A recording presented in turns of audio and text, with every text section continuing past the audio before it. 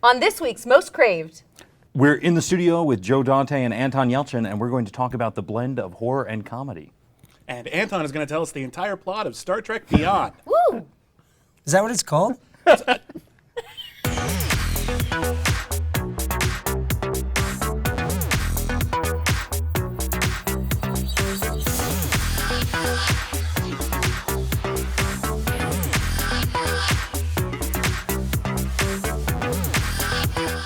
Hey guys, welcome to Most Craved. I'm Jenna Bush with Legion of Leia. I'm Silas Lesnick with ComingSoon.net. I'm William Bibiani with Crave Online. Hey, hey. And Joe Dante and Anton Yelchin are here. Guys, Hey, hey. Hi. thank you. Hey, hey. Hey. Hey, Hey. hey, Hey. hey. You got a movie. So they tell me. Yes, we do have a movie. Tell us about Burying the X. We have a movie called Burying the X that's coming out on theaters and VOD on June 19th, and it stars Anton Yelchin, Ashley Greene, and Alexandra Daddario. And it's a horror comedy, but we call it maybe more of a zomedy. Zombie. It's a zomedy, or it's a rom-zom-com, because it's a romantic zombie comedy. And it's about a luckless fellow, played by Anton, who has a very annoying and controlling girlfriend, although she's gorgeous and great in bed. But she's driving him nuts, and he really would like to break up with her, but he just can't do it. He doesn't want to hurt her, so he stays in the relationship when he shouldn't. Finally, he gets the gumption to say, okay, I'm going to break up with her. He makes a date for her to come and visit him at the dog park, and he's going to break up with her there. But before she gets across the street, a bus hits her. The end for Ashley. Very sad for Anton. Feels bad, goes to the movies, meets another girl, played by Alexandra, who is his perfect match. She's a big horror movie fan. She is gorgeous, and they get along great, and it's looking like he's going to come out of his doldrums until there's a knock on the door. And he opens the door, and who could it be but Ashley, his ex-girlfriend, who's dead. And very horny. Oh, And We're rapidly working through decomposing. something. And of course, he has to try to keep her existence a secret from his other girlfriend while figuring out a way to get her out of his bedroom. Now, watching this, I can see why it was something that you were interested in, just because it's filled with horror trivia and old horror movies. What brought the two of you together? That's a good question. Yeah. Yeah, I still don't know. I still have no idea. I don't know. I liked his stuff, and I wanted to work with him, and I guess he had seen my stuff, and he wanted to work with me, and it happened to work out because he works a lot. I mean, every time you turn around, he's in that too? I mean, he's really in a lot of pictures. So he managed to find a little 20-day period where he wasn't working, and we shoehorned him in there, and we got him out and made the movie. Well, this has got a really cool balance of comedy and horror, and you've been doing this a long time. Has that shifted the balance that you can do? Like, is it? Because it seems like when we were younger, people would say, "Oh, this thing is so horrible. Oh, it's so dark and so scary," and you watch them now, and you're like, "No, it really wasn't compared to now." Well, How's it changed? the envelope has been widened. You can do things now that you couldn't do before. Things that used to be considered the epitome of bad taste are now pretty much okay. And show me something else. I mean, we're living in the era of the human centipede. So do we have to call it that? well, it is. You better face it one way or the other. This is where we're living. And it's not as easy to scare people as it used to be. And it's not even as easy to gross them out because they've seen it all. So I think the only way that you can approach it, the only way I approach it, is through the characters. To me, it's a character piece. I saw it much more as a comedy than a horror picture. And the characters are the movie. I mean, they're the ones you care about. They're the ones who are up on the screen. And we lucked out. I mean, we got a terrific cast, and they're really fun to watch. To some level, does it feel like there's a sort of pop culture consciousness catching up with sort of what has always been your style, but nowadays... I think it's caught up and moved on. I think it's caught up and it's way past me. I don't know about, I just saw Jurassic World. I know Jenna just saw Jurassic World. Have either of you guys seen Jurassic World yet? I was watching Jurassic World, and it plays so much like Gremlins 2, The New Batch, in a lot of ways. Where's my check? Right? What the hell? It's got the genetic manipulation and the corporate satire and the very sort of broad character archetypes and awesome action sequences. And I'm just wondering, I feel like your films were so ahead of their time for so long.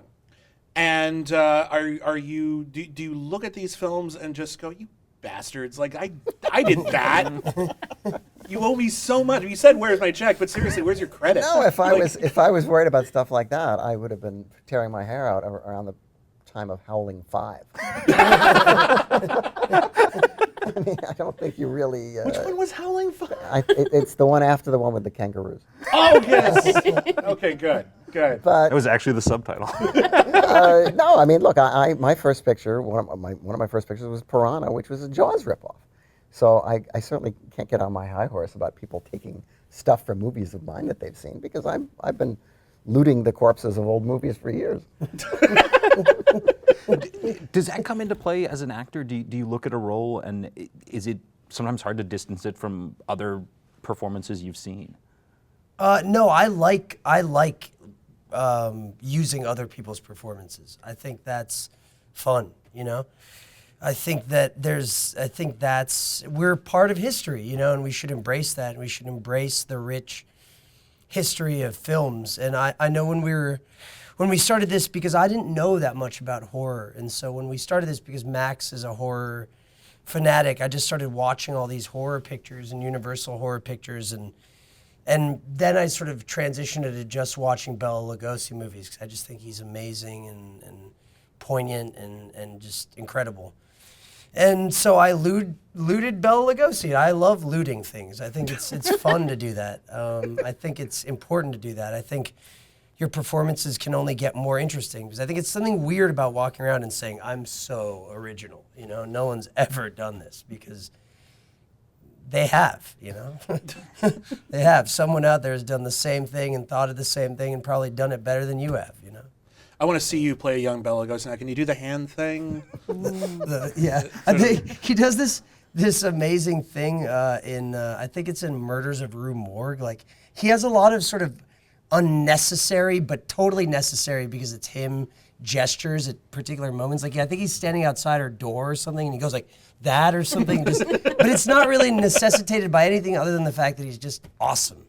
It's like necessitated by pure Bela Lugosi awesomeness. Anton is also into silent movies. Yeah. And silent movie performances. Yeah, a lot. You know, which are very broad and have gesticulation in them. So. Metropolis. Yeah. A lot of.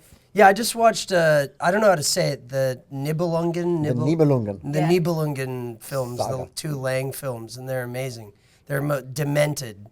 They're so ideologically bizarre and dangerous, but they're incredible. I mean, that stuff is incredible to me. Sometimes I think I don't know why we need sound, really. But maybe we do. Because there's an entire like sound guy union that's needs Yeah, they're like, all the sound guys, all the mixers are like, oh, that guy's going to sound like shit in all his films. They're emailing you What right is now. he saying? Like, the whole industry here. Anton Yelchin is anti-sound. They're gonna turn down your mic. Yeah, that's what I'm saying. I'm gonna have to loop everything. Oh, you don't like sound, huh? Like, what? I have to ADR the whole film? Yeah, there's a problem with your mic the whole time. Are you able to take things from performances in silent films? Yeah, I mean, there's things that I always sort of I make notes on films I watch, and I'll make a note of a certain move that I like or certain things that I like, and I sort of have them, and then if I want to use them later, I'll bring them up, or things that I find inspiring, you know, things that I just like having them, you know, and keeping them for maybe not this movie or the next one, but maybe somewhere down the line, you know. So what you're saying is we're going to see a lot of this in the next Yeah, Star that's Trek what movie? I'm doing. Yeah. Nice. yeah, I've already talked to them about that. Just really exaggerated body language. I was about to say, like when you're playing a character who has so specifically been done before. Yeah. Like in Star Trek, does that impetus change at all? Like you need to make it more your own, so it doesn't seem like you're copying what's done before, or is you just embracing it? Yeah, it's embracing it. I love to try my best to copy Walter Koenig, because I think his performance is wonderful and very rich and exciting and joyous. And I think for me to copy that joy is a challenge, you know, because it's such a joyous character that he created that I love watching the shows and seeing what I can rip off, you know. And I like embracing it. It's there. It's wonderful. You know, why go against it? Do you ever meet anybody who doesn't know you're not Russian? I am Russian. Oh, like Russian, like. I was born there. I was born in St. Petersburg. Let me moved rephrase. there 6 That's months your old. accent. Oh yeah, I've met people. Yeah, I remember I had Sorry. like an ex-girlfriend's friends or something that were like, "Wow, I can't believe he doesn't speak with an accent." I remember being really pissed about that. Like, they're probably just trying to sleep with you. Who says that? You know?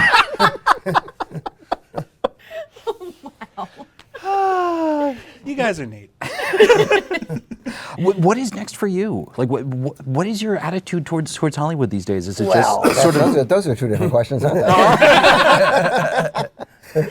What's next for me? I have a lot of irons in the fire, things I'm juggling, things I want to get made, and things I may not. I've got movies that I've been working on for 10 years, and I still haven't gotten made, but I haven't given up.